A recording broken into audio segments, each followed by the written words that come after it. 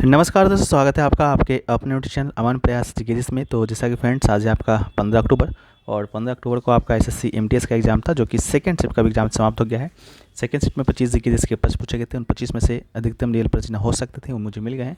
तो आज की इस वीडियो में हम लोग उनसे प्रश्नों को डिस्कस करेंगे, साथ में उनसे जुड़े इंपॉर्टेंट एक्स्ट्रा फैक्ट्स को भी देखते चलेंगे। तो चलिए वीडियो को स्टार्ट करते हैं। इससे पहले अगर चैनल पर नए, चैनल को सब्सक्राइब कर लीजिएगा। सब्सक्राइब किए हुए हैं तो नोटिफिकेशन कॉल पर क्लिक कर लीजिएगा। इसका जो पीडीएफ है आपको टेलीग्राम चैनल पे मिल जाएगा, जिसका लिंक डिस्क्रिप्शन में दिया गया है। तो आप लोग जाकर वहाँ से ज्वाइन जरूर कर लीजिएगा, ठीक है।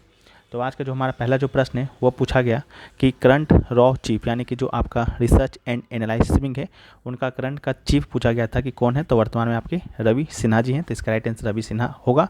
इसके अलावा रॉ का फुल फॉर्म भी आता है, तो रिसर्च एंड एनालिसिस विंग होगा। भारत की विदेशी खुफिया एजेंसी है। एजेंसी का प्राथमिक जो कार्य है वो है विदेशी खुफिया जानकारी जुटाना, आतंकवाद का मुकाबला करना, प्रसार का मुकाबला करना, भारतीय नीति निर्माताओं को सलाह देना और भारत के विदेशी रणनीतिक हितों को आगे बढ़ाना। यह भारत के परमाणु कार्यक्रम की सुरक्षा में भी शामिल है, ठीक है। तो ये पूछा गया।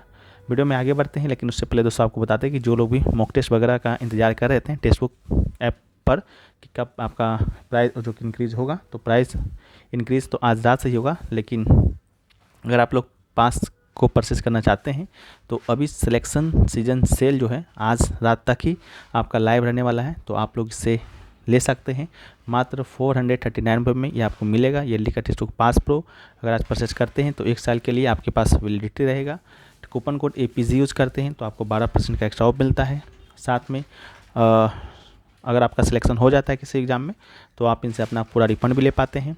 टेक्स्टबुक की बात करेंगे तो यहाँ पर आपको 800 प्लस एग्जामों का 80,000 प्लस मॉक टेस्ट के साथ साथ 17,000 प्लस PYP मिलते हैं, जिसमें आपकी SSC, railway, bank, defence, state level का कोई एग्ज़ाम होता है वो सारे एग्ज़ाम आपके इसमें इंक्लूड रहते हैं, ठीक है। तो जो भी लोग लेना चाहते हैं लिंक डिस्क्रिप्शन में दिया गया है, कॉमेंट सेक्शन में पिन है। याद रहे आज रात 12 बजे से ही इसका जो प्राइस है आपका बढ़कर 699 रुपये है, जो कि हो जाएगा। तो जो भी लोग परचेज करना चाहते हैं आज रात से पहले ही कर लीजिएगा, ठीक है। लिंक डिस्क्रिप्शन में है।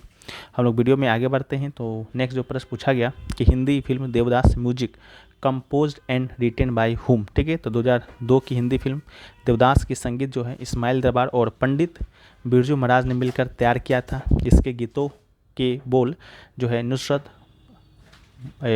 बद्र और समीर अंजान ने है जो कि लिखे हैं, ठीक है।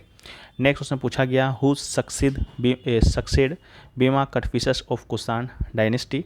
तो इसका जो राइट आंसर होगा आपका कनिष्क होगा।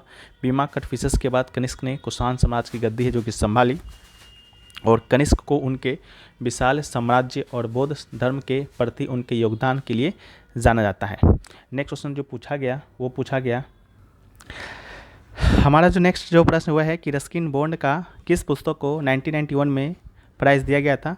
तो रस्किन बॉन्ड को 1991 में तो नहीं, लेकिन 1992 में उनके पुस्तक our trees still grow in Dehra के लिए साहित्य अकादमी पुरस्कार से सम्मानित किया गया था। तो इसका राइट आंसर वही होगा। नेक्स्ट आपका है कि बैक्टीरिया से होने वाला बीमारी का नाम बताना था। ऑप्शन में डेंगू, मलेरिया और हैजा दिया गया था। तो जिसका राइट आंसर आपके विकल्प के अनुसार हैजा होगा, जिसे कि हम लोग कोलेरा के नाम से भी जानते हैं। बैक्टीरिया से होने वाला बीमारी है और ये जो बीमारी है विवेरियो कोलेरा नामक बैक्टीरिया के कारण होता है। बाकी जो डेंगू मलेरिया है दोनों मच्छर से होने वाला बीमारी है, लेकिन यह वायरस और परजीवी के कारण होती है, ना कि बैक्टीरिया के कारण। अगला जो है कि तीसरा पानीपत का जो युद्ध है आपका कब लड़ा गया था या किस वर्ष लड़ा गया था। तो राइट आंसर आपका 1761 होगा। तीसरा पानीपत का युद्ध 14 जनवरी 1761 को लड़ा गया था। इस युद्ध में मराठा साम्राज्य और अफगान शासक अहमद शाह अब्दाली की सेनाओं के बीच है जो कि संघर्ष हुआ। मराठा साम्राज्य का जो नेतृत्व करता था वो सदाशिव राय था। इसके अलावा पानीपत का युद्ध जो इतिहास में है 3 बार हुआ। पानीपत का प्रथम युद्ध जो कि 1526 में होता है बाबर और इब्राहिम लोधी के बीच। इसके अलावा 1556 में होता है अकबर और हेमू के बीच। तो इन तीनों को याद रखना है। बाकी नेक्स्ट जो क्वेश्चन पूछा गया कि भारत में महात्मा गांधी ने अपना पहला सत्याग्रह है जो कि कहाँ पर शुरू किया था। तो राइट आंसर आपका चंपारण होगा। चंपारण में इसकी शुरुआत जो है 1917 में किया गया था। गांधी जी के नेतृत्व में पहला सत्याग्रह आंदोलन था। यह सत्याग्रह ब्रिटिश नील नीति के विरुद्ध में हुआ था, ठीक है। बाकी किसानों को नील की फसल उगाने कम कीमत पर बेचने के लिए मजबूर होना पड़ा था। ऐसे कि एक उत्पीड़ित नील किसान पंडित राजकुमार शुक्ल के अनुरोध पर गांधी जी चंपारण पहुँचे थे और उन्होंने सत्याग्रह किया था। इसके अलावा पहला सत्याग्रह था, इसके अलावा 1918 में इन्होंने खेड़ा सत्याग्रह किया, 1920 में इन्होंने असहयोग आंदोलन किया।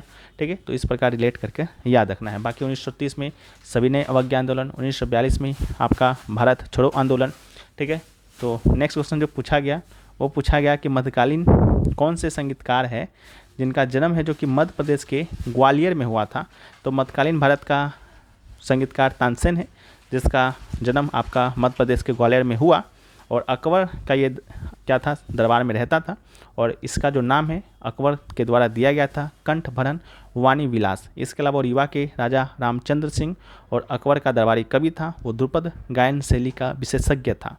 नेक्स्ट क्वेश्चन जो पूछा गया कि नरेंद्र मोदी ने 2023 में सावित्रीबाई को पुरस्कार दिया है, वो किस क्षेत्र से है। ठीक है, तो उसका जो राइट आंसर होगा आपका शिक्षा होगा। अगला है कि उड़ीसा में स्टील प्लांट कहाँ पर है, तो राइट आंसर आपका राउरकेला होगा।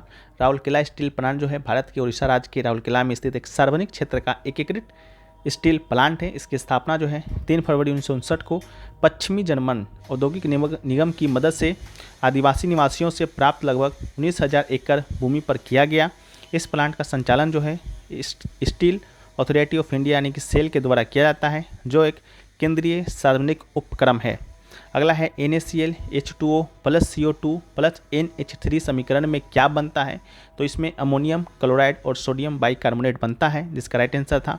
अगला है कि पानी में धुंधलापन जो है आपका किस कारण आता है, तो पानी में धुंधला जोपन है कैल्शियम और मैग्नीशियम के कारण आता है, तो राइट आंसर कैल्शियम और मैग्नीशियम होगा। अगला है कि कथक कलाकार जिन्हें 2019 में पद्म भूषण से सम्मानित किया गया। ठीक है, तो इसका जो राइट आंसर होगा पंडित बिरजू महाराज होगा। अगला है कि विश्व अहिंसा दिवस जो है कब मनाया जाता है, तो इसका राइट आंसर 2 अक्टूबर होगा। महात्मा गांधी के जन्मदिन के उपलक्ष्य में 2 अक्टूबर को अंतर्राष्ट्रीय अहिंसा दिवस मनाया जाता है। 15 जून 2007 से संयुक्त राष्ट्र महासभा के द्वारा इस दिवस को स्थापित किया गया था अंतर्राष्ट्रीय अहिंसा दिवस के रूप में, और यह एक वैश्विक अनुष्ठान है जो शिक्षा और जन जागरूकता के माध्यम से अहिंसा को बढ़ावा देता है। अगला है कि यूरो शब्द जो है किस खेल से संबंधित है। ठीक है, तो शब्द यूरो आया होगा या यूके आया होगा, जो कि आपको नीचे मिलेगा।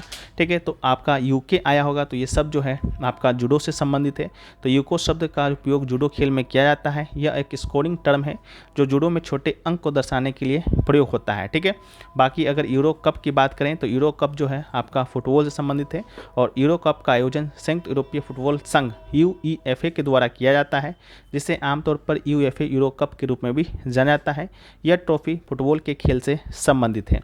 अगला जो है कि राजा भवानी शंकर पुरस्कार 2023 है, जो कि किस क्षेत्र में दिया जाता है, तो खेलो इंडिया यूथ गेम्स में दिया जाता है। ठीक है, अगला है कि 0.04 हर्ट्ज में कितने हर्ट्ज होते हैं, तो इसका राइट आंसर 0.04 हर्ट्ज ही होगा। अगला है कि कोई व्यक्ति अगर किसी जगह का संरक्षण करता है तो उसे क्या कहते हैं। ठीक है, तो कोई व्यक्ति अगर किसी जगह का संरक्षण करता है तो उसे संरक्षक बोला जाता है, तो इसका राइट आंसर आपका संरक्षक ही होगा। इसके अलावा जो है नेक्स्ट क्वेश्चन पूछा गया कि राजा भलिंदर सिंह ट्रॉफी जो है किस खेल में दिया जाता है, तो राजा भलिंदर सिंह ट्रॉफी जो है वो आपका दिया जाता है राष्ट्रीय खेलों में अधिक स्वर्ण पदक जीतने वाले को। ठीक है, तो इसका राइट आंसर होगा जो भी टीम अधिक स्वर्ण पदक लाती है उसे राजा भलिंदर सिंह ट्रॉफी है जो कि दिया जाता है। यह ट्रॉफी राष्ट्रीय खेलों में उत्कृष्ट प्रदर्शन के लिए प्रदान की जाती है। अगला है कि शारदा नदी नेपाल के किस पहाड़ी से निकलती है, तो शारदा नदी जिसे कि कभी कभी हम लोग महाकाली नदी के नाम से भी जानते हैं, नेपाल में महाकाली हिमालय की पहाड़ियों से निकलती है, और ये नदी उत्तराखंड राज्य के पिथौरागढ़ जिले में नंदा देवी पर्वत के पूर्वी ढलानों से उत्पन्न होता है। ठीक है, तो ये प्रश्न आपसे एग्जाम में पूछा गया था। बाकी तो अभी तक सेकंड शिफ्ट का इतना ही प्रश्न मिला है। लगभग सारे प्रश्न हमने आपके साथ डिस्कस है जो कि कर दिया है। बाकी 3-4 जो प्रश्न हैं कि छूट गए होंगे उसको हम आपको PDF में दे देंगे। PDF में और भी एक्स्ट्रा फैक्ट के साथ आपको ये PDF प्रोवाइड होगा। अभी समय का कमी था, इस कारण जल्दी जल्दी हमने आपको बता दिया है। बाकी वीडियो अगर आपको पसंद आया है तो वीडियो को आप लोग लाइक कर दीजिएगा। चैनल पे अगर आप लोग नए हैं तो चैनल को सब्सक्राइब करते हुए चलिएगा। सब्सक्राइब कर लिए हैं तो नोटिफिकेशन बेल कॉल पर क्लिक कर लीजिएगा। और जो भी लोग टेक्स्ट बुक के ईयरली पासपोर्ट से जुड़ना चाहते हैं, आज तक का ही समय आप लोग के पास है तो आप लोग जुड़ सकते हैं मात्र 439 रुपये में कूपन कोड APG के साथ। ठीक है, जिसका लिंक है जो कि डिस्क्रिप्शन में दिया गया है, तो आप लोग जाकर उसको भी एक बार चेकआउट कर लीजिएगा। आज से जो प्राइस है आपका 699 रुपये है, जो कि हो जाएगा। ईयरली का टेक्स्ट बुक पास प्रो अभी आपको मात्र 439 में, और जो लाइफ टाइम का जो टेक्स्ट बुक पास प्रो है वो जो है आपको मात्र 554 रुपये में जो कि मिलने वाला है। ठीक है, तो बाकी हम लोग मिलते हैं नेक्स्ट वीडियो में, जब तक के लिए जय हिंद।